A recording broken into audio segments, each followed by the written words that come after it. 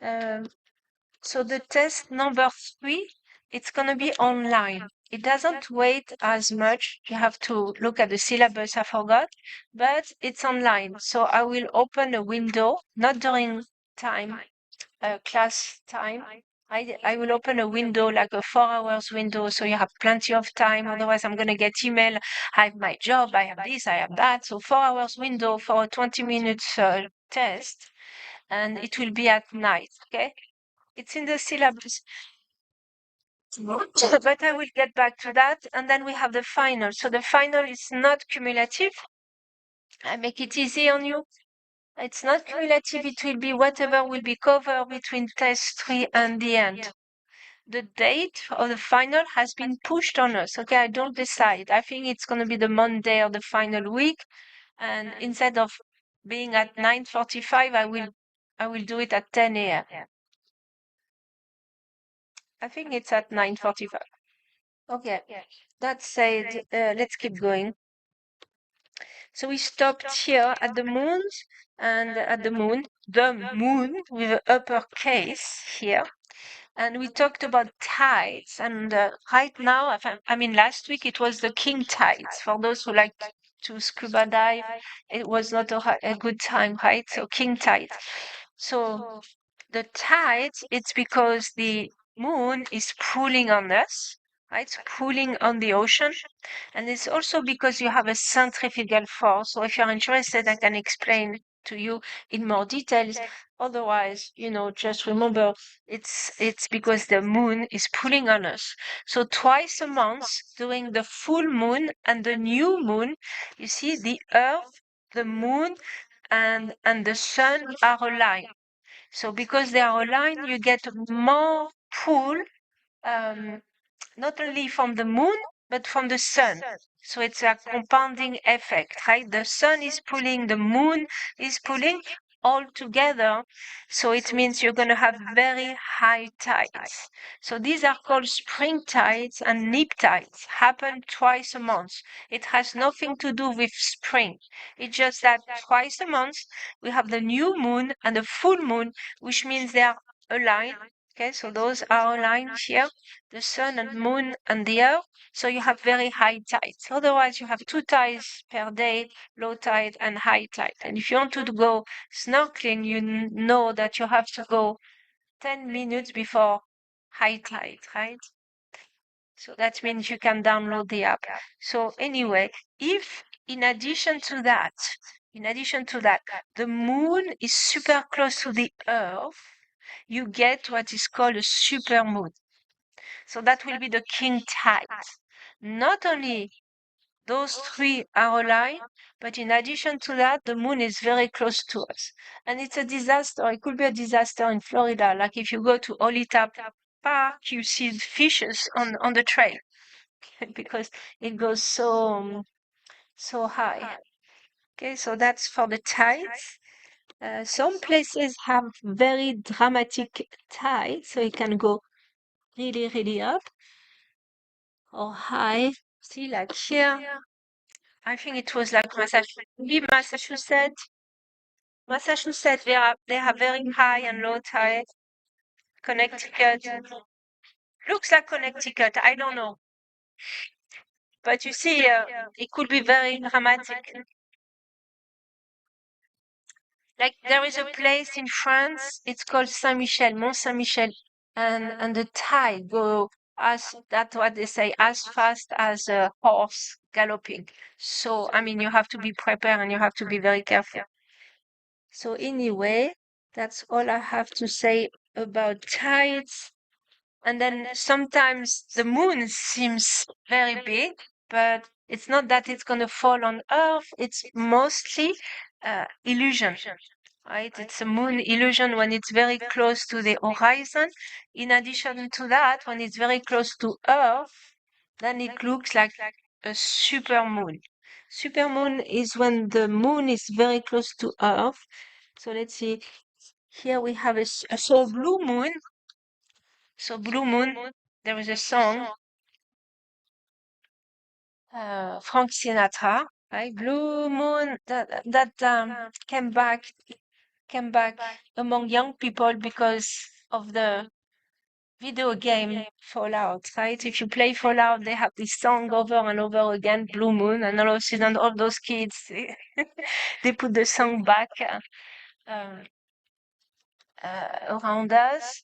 So this is so blue moon. It doesn't mean it's blue. Blue moons, it happens when you have two full moon in the month. That's all. It's not blue, but super moon, it means the moon is very close to us, right? So it looks very big. So that's over Las Vegas, super moon.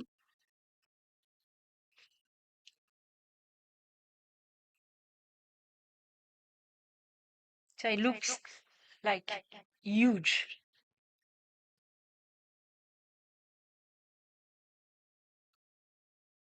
And then this one, Kazakhstan, very nice too. So it's not AI. That video is from before AI. Okay, because I've been teaching for a long time, so before AI, so it's not AI.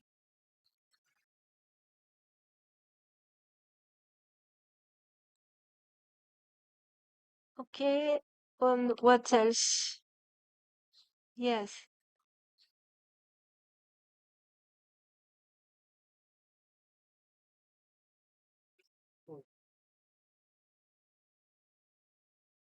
Do you see the details of the moon? That's what you are asking?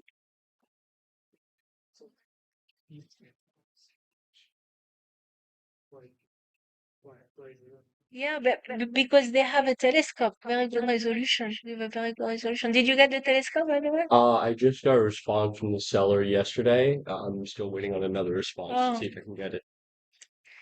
do text I think I'm just gonna get it either way, as long as it works. $60. Yes, Yeah. nothing. Hi, Daphne. So yes, they do that with a telescope with a lot of details.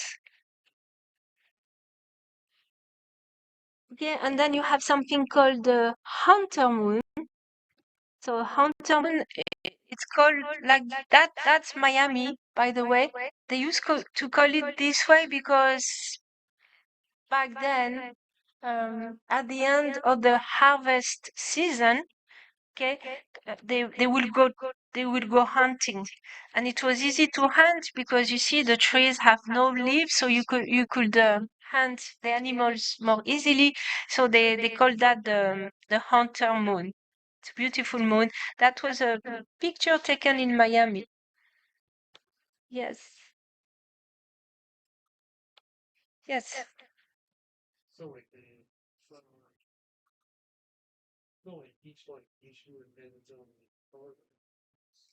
So no, it depends. So this, if you see something red, so if it's red, it's called a blood moon. So why is it? It's a good question. Why is it called the blood moon? So it happens when you have when the Earth goes between the sun and the moon. So it's going to cast a shadow, and as a consequence, we see it red. So this is called the blood moon. A blue moon is just that it happens full moon twice a month, but blood moon, beautiful red, is then when you have an eclipse because of the earth, right? So you have the earth shadow here on the moon, and some color are being scattered, and we see red. So this is called a blood moon. Okay, we call that a moon eclipse. You see, that's the Earth. So this is the Earth casting a shadow on the moon. So the Earth is between the moon and the Earth, and the result of that is a blood moon, a red moon. So that's where those beautiful pictures come. So that's a good question. It's beautiful. So it's an eclipse. It's a moon eclipse.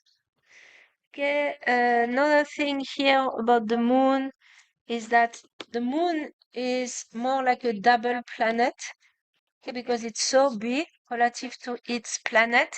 So it's more like a double planet system. And the moon was a piece of Earth when the projectile hit the Earth back then. I think I already told you that. So here you have what it's called the dark side. the dark side of the moon because we always see the same face of the moon. Always. Why is that? It's because of the physics, the way they pull on each other. But the moon takes 27 days to spin around itself, around its axis, and at the same time, it will take 27 days to go around. So as a consequence, we only see the same face. Right? So this is the moon. See the moon here, right? So 1/4 of the 27 days, it's gonna go this way, but at the same time, let's see. Same time, it's going to also rotate. I don't know if it's very convincing here, but it's also rotating at the same time, so we only see the same face. Trying to make it so it's easier to see. Yes, okay, so it goes from here to there, so 1/4, but at the same time, it's spinning 1/4. So we only see the same side here. Right? So it goes 1/4, but at the same time, it's going to rotate 1/4. So we only see this side of the moon. And in 2024, was a big breakthrough by the Chinese. You know that Asia, if you have the opportunity to go to Asia, it is rising, right? So in 2024, the Chinese were the first one to reach the dark side of the moon, the first in history, and to bring back samples from that dark side, the first one. The Japanese also improving a lot, Indian improving a lot, Russian, they start again improving a lot. And NASA now, they don't send anymore spacecrafts to the moon, they rely on private companies, right? So Elon Musk is in charge of the Artemis program, where they are supposed to send astronauts to the moon, and it failed recently, so he's still working on that. And then you have another private company, if you like, interested in all those big corporates. It's called Firefly. Firefly, it's a private company, American company, and they did reach the moon, orbiting the moon. And 2023, India 2023 did a soft landing on the moon. Japan, Russia, they failed, but they are still working on it. So, it's the rise of Asia right now, doing very well. Okay, so what else? We all did that. Did I miss something here? Blood moon, okay, moon eclipse, okay, super moon, okay, Kazakhstan. Okay, we still have an orbiter. Okay, so this is not AI, that's a real picture. Was before AI, 2009. So there is an orbiter around the moon, and it's called Reconnaissance, and that was a video by this spacecraft orbiting the moon, American, and you can see all the details. And I just remember, I think there was a question like this for the assignment, or I forgot for what, but you see, the moon does not have an atmosphere. So that's why when you have a crater left by a projectile or meteorite, it's not called a meteorite, like a piece of an asteroid, maybe, or a comet, it's gonna leave scars. Okay, because there is no erosion to wipe it out. So on Earth, we have the atmosphere, you have the wind, you have the rain, so it's wipe out all those craters, but not on the moon because it has no atmosphere. It's a beautiful, beautiful video here, 2009, and it was called the Reconnaissance Orbiter. Okay, 2025, they tried to launch the American and they failed. Okay, so I told you that. Let's move on. So interesting. So let's talk about planets. I'm not going to go into too many details because there is another class that you can take, introductory class, that goes into more details in the solar system.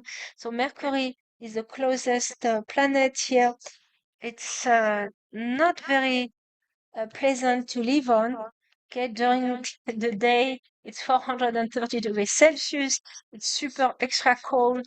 During the night, you have it takes 1 year on Mercury, goes 176 days Earth, and so 88 days it's too hot. 88 days is too dark. Okay, so that will be a picture of Mercury that was taken, and then you have Venus. So Venus, you can only see it in the early morning, like right now, it's early morning, like before 6 a.m. If you like to get up early, or in the evening. So in the evening, it's easier to observe, and that's going to be in December. Right now, it's very early in the morning. So Venus is like hell, totally hell. It has a very thick atmosphere, carbon dioxide, little bit of nitrogen, but it's hell. So very high temperature, and then it's the hottest planet, and very high pressure, like so bad. This is because Venus has a runaway greenhouse effect. There is no negative feedback. The atmosphere, it's going to absorb the infrared, and there is nothing to stop it. So it's really bad. On Earth, the way it's designed is perfect. We have negative feedback. When there is too much carbon dioxide, it will be absorbed by the ocean. There is not enough, it will be released by the ocean. So we have a negative feedback. If you do programming, if you like to code, you know what it means, right? Positive feedback, it means it's getting, like, look at France. We have a positive feedback, getting worse and worse and worse. The economy is getting worse, worse, worse, worse, worse. So that's the idea. Here we have a negative feedback. No, we do not have a negative feedback, so it means it's a runaway greenhouse effect. So typical question, which planet has a runaway greenhouse effect? The hottest planet is Venus. This is where hell is. Some people say, oh, hell, it's inside the earth. No, hell is on Venus. It's a secret. Okay, so runaway greenhouse effect. And then you have Mars. Of course, Mars has two moons. Let's see if I have a picture of the moons of Mars.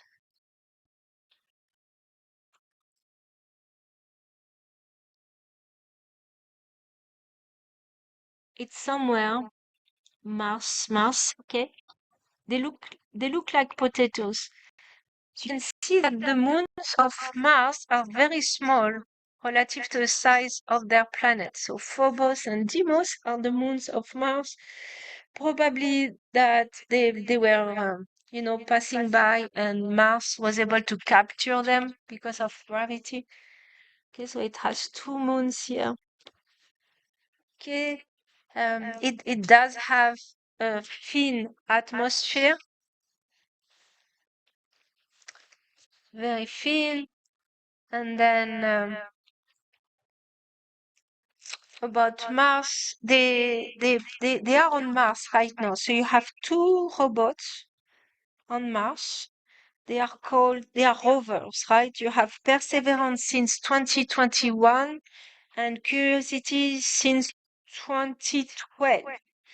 And some scientists are very upset because they have gathered samples, but they were supposed to bring it back to Earth to analyze, and they don't. So they are waiting for that. They did find proof of water. Okay, so we used to have water on Mars, and but not anymore. And people are wondering if you could find trace of life. So I think I have a video about Perseverance. OOPP, no, no. Mars. Perseverance. On February 18th, NASA's Mars 2020 mission touched down on the red planet. Since then, its Perseverance rover and Ingenuity helicopter exploring the terrain and sending back never before seen images and video of the Martian surface. The Mars 2020 mission, Mars Perseverance, has had a string of firsts. The first sounds from Mars. We can now hear the wind of another world.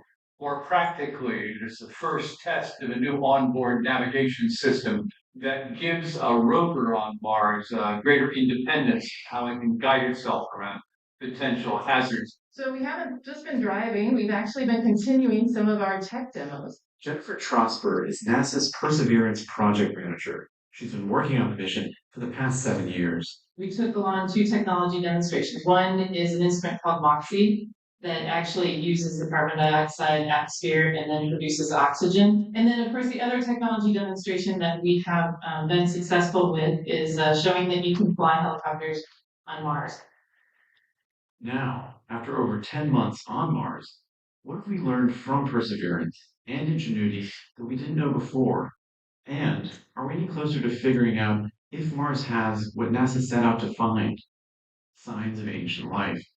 The only way to answer it, NASA believes, is to do what they're doing now. Go to another planet, assess it thoroughly, and then attempt to find the chemistry of fossils that will prove, one way or another, whether there is life of any sort we can recognize on a planet other than our own. One of the most important milestones took place in mid-August when Perseverance began collecting rock core samples. NASA is planning to retrieve Perseverance's Martian rock samples with another spacecraft, which is expected to launch from Earth in 2026 and arrive at Mars in 2028. One of the big unanswered questions that NASA faces in its search for life and the collection of these samples on Mars is, can we muster the will and the funding and the engineering expertise to actually bring these samples home? Right now, there are plans on the drawing board, there are speeches, there are intentions, but it's a long time between now and the 2030s when these missions that are being projected, being talked about to bring these things. In April, the Ingenuity helicopter became the first craft to fly in the atmosphere of another planet. This technology demonstration was one for the history books. This helicopter, which was initially officially designed to carry out just 5 flights as a technology demonstration, has been flying it seems sometimes continuously. The next flights tested the helicopter's ability to horizontally. It covered longer distances in each subsequent flight. Ingenuity has now flown 18 times. When we get over to the Delta, Ingenuity can again be used as a scout to really point Perseverance to the best places scientifically to go. And again, she's still living. We have lots of opportunities for scouting as we move forward in the mission. NASA selected Jezero Crater as Perseverance's landing site because it gives the rover access to a large pack of rocks that sits at the end of a dry river valley. Based on satellite images, scientists have theorized that these rocks are made of sediment deposited by an ancient river that flowed into a lake roughly 3.5 billion years ago. So Jezero Crater is essentially, if you're looking for signs of ancient microbial life on Mars, it's the place to go. It's the location for science, for finding it because of that delta that we see there. NASA selected its landing site because scientists have long suspected the area was once covered in water and therefore had the potential for the development of life as we know it. But they only could target this in the broadest outlines from orbit. Now they have boots on the ground, or wheels if you prefer. Perseverance landed more than a mile away from the cliffs, the front of the delta, and started taking high-res pictures to survey the distant rocks. We basically looked at the different stratigraphy that we saw and wanted to confirm that we were right, that this really is a delta, a river inflow, and it's deposited, and there's a lake here. And based on that, were able to confirm that. On October 7th, NASA scientists published the mission's first study in the journal Science, based off those images. The study found that for potentially millions of years, a river flowed into a lake that filled Jezero Crater. We actually have a set of samples that is very good for the lower crater area. We have 4 core samples. We will have 30 that we can return to Earth. We'll collect more than that and then we'll down select. And that Earth return is in the early 2030s. In December, NASA scientists confirmed yet another long-held suspicion that the Martian bedrock on which Perseverance rover has been driving since February likely formed from red-hot magma. This was a big surprise to us. Certainly not what we expected to find, that these are in fact volcanic rocks. This is Perseverance project scientist Ken Farley speaking at a recent conference about the finding. This was completely unexpected, and we are struggling to understand what it means. But I will speculate. So this appears to be a product that was either intruded into or erupted into the crater or flowed in from outside.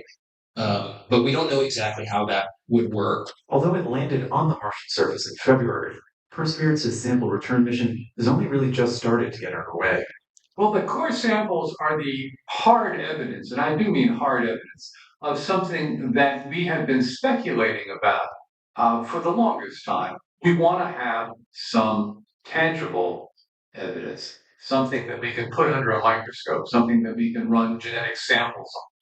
Okay, so they're not happy because it's not happening yet. You see, they were supposed to start 2026 to get on Mars, get the sample back, but they didn't. So I don't know more about it, but it's very interesting.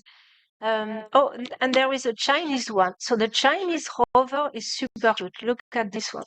Isn't that a cute rover? But it's dead. Okay, I don't know what happened to it. I forgot if it did start working or not, but uh, it doesn't work anymore. But it's very cute. Perseverance, right? 2021. And it was in the news recently where they found maybe another proof for life, like microorganism, but until you bring those samples back to Earth, nothing. It could be just smoking gun, right? We don't know. So that's about Mars. Mars also, you have the largest volcano, which is called Mount Olympus, right? Mount Olympus. So that's just to compare the size. So this is France, obviously. That will be Paris. And that will be the size of this volcano, right? So very large volcano. Mount Olympus. Mount Olymp. That's where the gods live. Yeah. Yeah, that's kind of like example you could share, which just kind of reminds me of kind of like a game I play calling No Man's Sky, where you pretty much try to diverse through like many enriched planets, each one having some sort of abundant on each planet, and something they'll essentially like creating like more of like what is within it's not each planet, but it seems like in reality, it seems like Earth seems like the only planet to be unique. Yes, it is. It's a Goldilocks planet, right? It's just right. Just enough atmosphere to keep us at 15 degrees Celsius, to have the right temperature. Everything is right. Which make me people think that maybe there was a designer behind that. You're right, it's very unique. Okay, so about Mars. Okay, so these are the old rovers, Spirit and Opportunity, that was back in 2004. So now we have Perseverance and Curiosity, and the helicopter as well. And they did find things that look like maybe used to have life. So here they found like some kind of mineral that's the proof for water. Okay, and but they also found those kind of things. It looks like bacteria that they found on Mars, but they are not sure. Maybe not. It was also in the news lately, so we don't know. We really don't know. So we need those samples back, but apparently they don't have the money for it. Okay, that was a great movie. It's called Mars Attack with Jack Nicholson.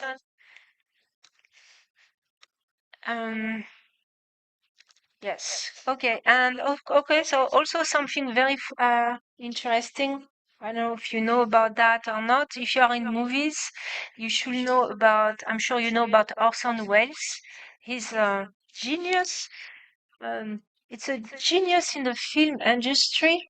He made what is considered today the most famous movie of all time. The movie is called Citizen Kane. It's a very famous movie for those who know that. There is this very famous when he dies in the movie. It's the story of a super powerful newspaper mogul. So someone who buy all the newspaper. And if you buy the newspaper, you buy the politicians, you control the people. So he become very, very wealthy in that movie, Citizen Kane. And when he dies, he say the word rosebud. So the whole movie is to understand what he meant by that rosebud. It's a very interesting movie. He's very famous. He also made the movie The Third Man. Also, it's very iconic in the film industry. So anyway, the point is in 1938, he was not known. Nobody knew about him. He was really starting his career, and he was working for a CBS broadcast, and that not many people will know about that. So he was not very famous. He was very young, 24 years old. And what he did, he read that day, that was Halloween Eve, he read from the book. What's the name of the book? The War of the Worlds. I don't know if you know that book. In high school, sometimes it's a requirement to read this book. It's very famous. It's from the 19th century. What's his name? Wells. A.G. Wells, 1893. A.G. Wells, he was British.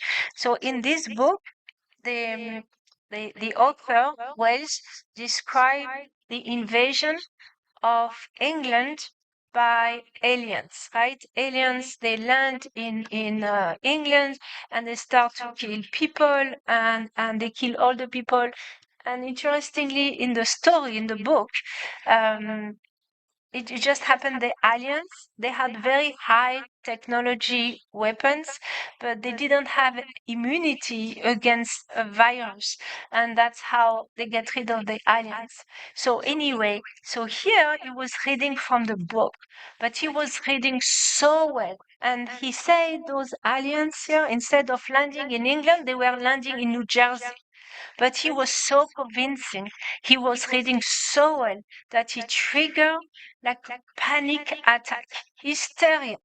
It's called mass psychosis formation, like people all of a sudden became hysteric. And the people in New Jersey, right, that he said the alien were landing there and killing everyone, they start to panic, they pack everything and they went in the mountains to hide. So he didn't know that it will trigger that, but people just listen to his story, and they start to panic. And so it's a very famous story. You know, they were preparing, waiting for the aliens to come, and they were ready to fight. And the women and the kids, everyone else went into hiding. And he became famous like this, yeah, from day to night. So it's like a social experiment, even though he didn't want to trigger that panic, because it made his fame. That's how he became very, very famous, right? From overnight. People really believed that there was an invasion of extraterrestrial life, and they made a movie about that. Okay, so I don't know if you have the into a heroic honor escape, a retired police officer. Okay, it's the Appalachian. So they went to hide in the Appalachian, in the mountains. So that was an interesting story. Yes. Anyway, Hmm? they made like multiple adaptations to the story. Oh yeah, yeah, the War of the Worlds. But in the in the original book, it didn't happen in New Jersey. In the original book, it's a 19th century novel, and it happened in England. So so Orson Welles had the idea to change the story. So instead of saying, "Look, the Martians are invading England," he said they are invading New Jersey. And he was such a good actor that people really believed that. And you know, you can manipulate masses very easily because it's the human nature, I guess. I don't know how, but people really believe into that. So now, if you are in history, and if you are in the uh, this very famous book, it's by A.G. Wells, and when he wrote the book, the War of the Worlds, it's because he was against British imperialism. You see, England had many colonies, including India and many others. So he was criticizing them, saying, "Look, you are invaded other people countries, so now it's going to be your turn. You're going to be invaded." He was a communist, so his story is very famous. He did write the book The Time Machine, and the new Time Machine movie is really boring, but the original one is very interesting. It's very interesting because again, it's about how you can manipulate people. So in the Time Machine, it's 19th century, and he want to save his girlfriend, but he can't. So he go in the future, and in the future you have two kinds of population. You have the elites, and you have the people behaving like sheep and zombie, and the elite take advantage of those nice people. I mean, I'm not going to tell you the story. It's called The Time Machine, also very famous, right? So that was in 19th century. So anyway, it's an interesting story because from there he became very, very famous, and till this day it's people try to understand what triggered this hysteria. Okay, so he was very young, 24 years old. Okay, and I think here they tell you the story. So very famous War of the Worlds, invasion of the Martian. You see, he had a broadcast, and he was not even famous at the time. So you can read about it. So let's move on. Okay, 2021, they found that was in the video that I just showed you. We know that water used to run on Mars. We see the delta, we see the lakes. So they are trying to find traces for microorganisms. Right. Okay, so let's move to the Jovian planets. So that will be the giant planets. They are made mostly of hydrogen.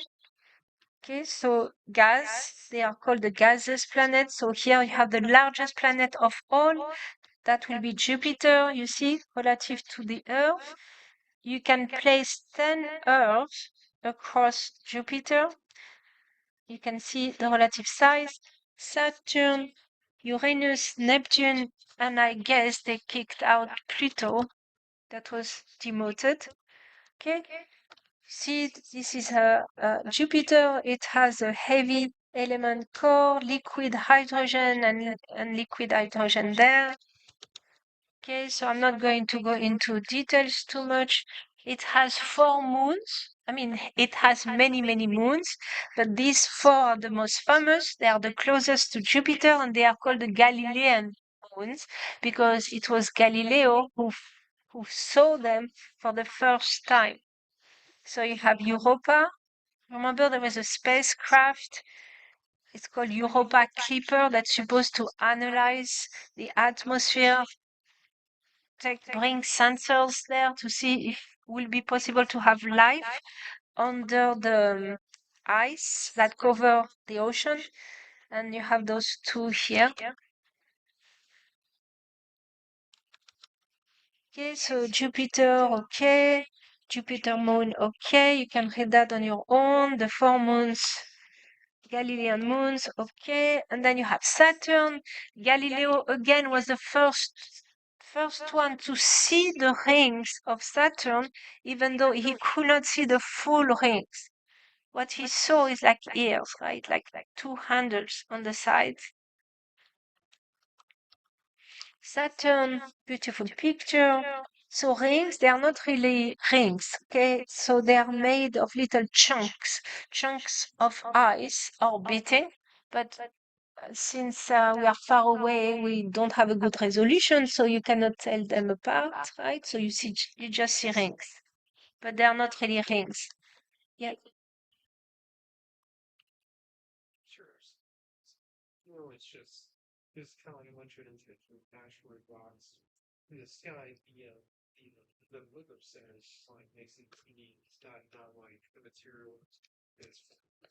Right. You don't see it, right? From far away. That's what you say. And you have some moons here. See, it's still more than most of the planets. Yes. So it has the most beautiful rings. The others have rings too. Saturn, for example, has rings. Not Saturn. Uranus has rings, but not like that. And remember, typical question. It's the only planet with a density smaller than 1. So it means it could on a big inner ocean, right? So that will be the composition of Saturn. It was visited in 2004 by Cassini, and the spacecraft. So you cannot bring enough fuel to go from the Earth to Saturn. So you need to use a trick, and they call that the slingshot effect. So they use planets like Venus, and each time the spacecraft fly by Venus, Venus will pull on it. So you use gravity from Venus to make it go faster, right? So it goes zoom, go faster, and then one more time, zoom, and go faster, and then zoom, faster, and then it can reach its destiny. So, for example, it's Saturn here. You see, it's flying by Jupiter, and it's also using the slingshot effect, right? Using gravity.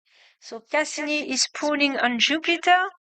Jupiter is not going to bulge because it has a big mass, but Jupiter is pulling back because for every action you have an opposite and equal reaction, and that will have a big effect. Okay, so this is called the slingshot effect. You launch, and another one, and another one, right? And it reached in 2004. And then you have Uranus. Remember, this planet is rolling. It rolls on about its axis, right? So it's not going counterclockwise like most planets, except Venus go clockwise. This one is rolling on its side. Maybe because it was kicked by a projectile. So that's Uranus. It does have some rings, but you are right, the rings here are very thin. It's very hard to see. And they were discovered, those rings were discovered because if so how does it work? So if the sun is if the star is here, so if you have a star here and this is the Earth, okay, if there is no ring, when the no, I rewind, forget what I said. You are located here on the left. So you are on this side. You are on this side. That side, you are looking at Uranus, and here you have a star. So if there is no ring, okay, the light from the star is gonna be full, and then you don't see it because Uranus is going in front of the star, and then you're gonna see the light again. It's called transit. But we didn't observe that, we were observing this. Okay, so the light of the star will have some deep here, which means that Uranus had rings. So that's how they discover the rings of Uranus. It's because of transit. Okay, so we are located here and we look at the star, and all of a sudden we don't see the star anymore because Uranus is going in front of it, orbiting the sun. And instead of observing this, we observe that because of the rings. Okay, the rings were partially blocking the light from the star. Okay, so it was we didn't know about those rings. That's how they were able to observe it. So Uranus, again, so you have very, very thin ring and very packed because it has what it's called shepherd moon. So it means you have one moon here, one moon there, and because they are gravitationally pulling on the ring, so it's being pulled by this one, is being pulled by that one, so it's going to be in equilibrium, and they will stay very thin, very packed together. So they are called moons, shepherd moons. It's like dogs, making sure that the flock does not run away. Okay, and then you have one moon of Uranus here, Neptune, beautiful planet. Galileo saw it, but he didn't recognize it as a planet. It was discovered in 1846. You remember this one? Uranus was discovered by Herschel, William Herschel. He called the planet the King Star, the George. His name was George, the King George, right? So King George planet. And then they didn't like the British, so they changed the name to Uranus. Right? So then you have Neptune here, and then Neptune, blah blah blah. Pluto, 2006, right? It was demoted. It used to be a planet, and now it's called the dwarf planet. Very insulting. Not only it's dwarf, but dwarf as a noun, like not an adjective, a noun. So it's a dwarf, and then you used to be a planet, so dwarf planet, right? 2006, we already talked about that. It does have a small moon here called Charon. Charon, I don't know how to say it, Charon. That's what gave the name of the dog in Mickey Mouse. The dog is Pluto, and it was named after the planet. So that's why the dog is crying. So let's see if I have a video of Pluto.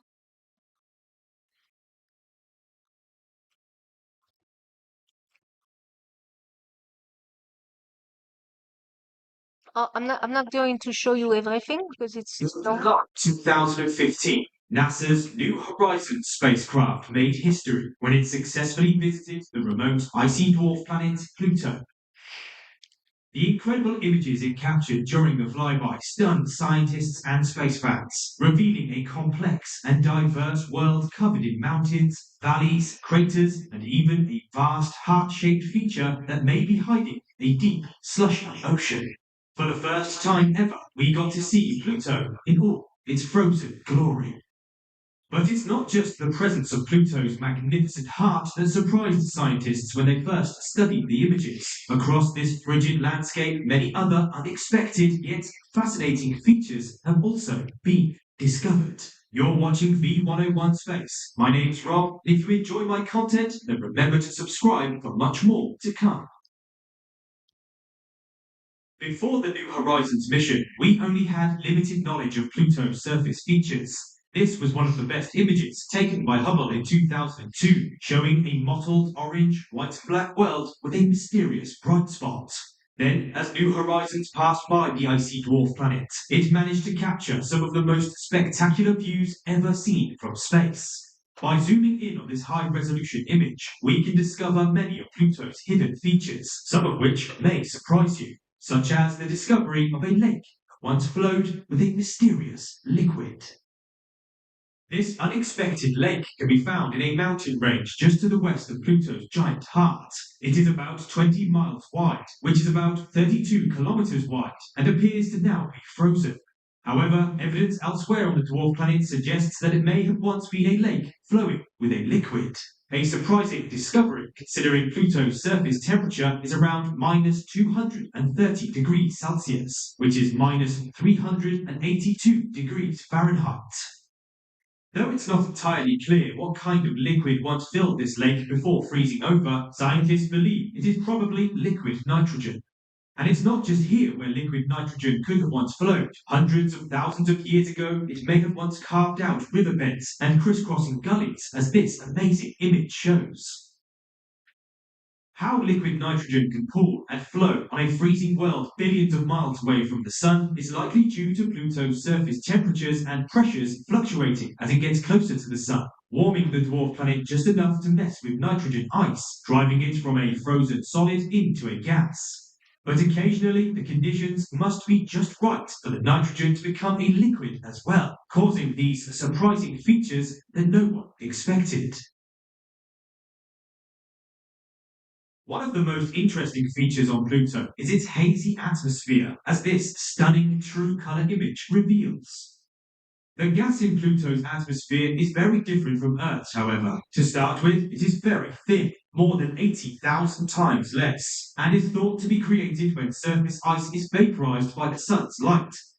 Scientists believe the haze is a smog resulting from the action of sunlight on methane and other molecules. This reaction produces a complex mixture of hydrocarbons that accumulate into small haze particles which scatter blue light.